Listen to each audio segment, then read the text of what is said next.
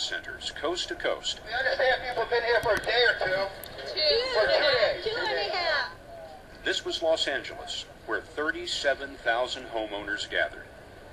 And this was Miami in February, where the worry was visible and shared by 12,000 more.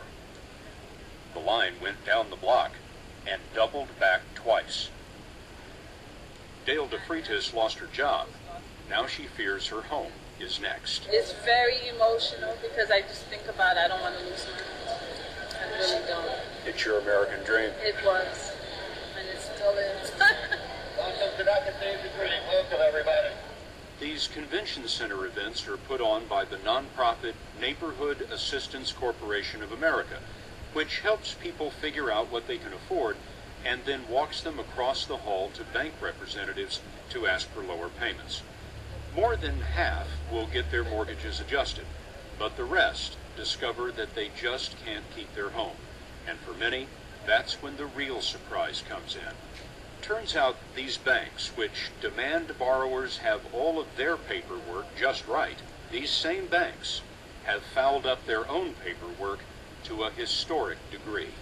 In my mind, this is an absolute intentional fraud.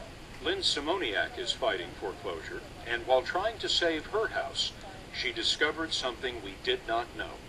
Back when Wall Street was using algorithms and computers to engineer those disastrous mortgage-backed securities, it appears they didn't want old-fashioned paperwork slowing down the profits. This was back when it was a white-hot fever pitch to move as many of these as possible. When you could make a whole lot of money through securitization, and every other aspect of it could be done electronically, keystrokes.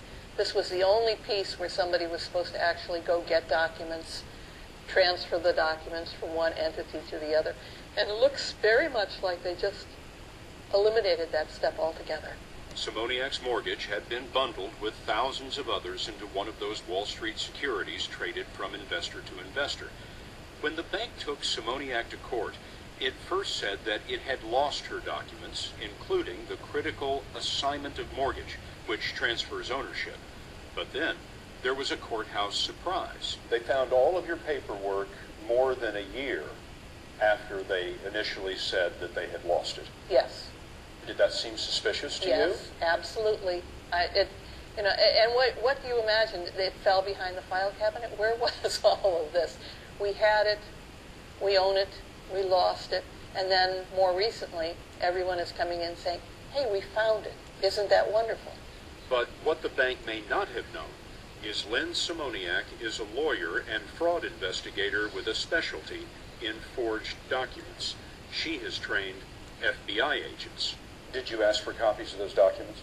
Yes. And what did you find? When I looked at the assignment of mortgage, and this is the assignment, a copy from my case, I looked at even the date they put in, which was 10/17/2008, was several months after they sued me for foreclosure. So what they were saying to the court was, we sued her in July of 2008, and we acquired this mortgage in October of 2008. It made absolutely no sense. Curious, she used her legal training to go online and researched 10,000 mortgages.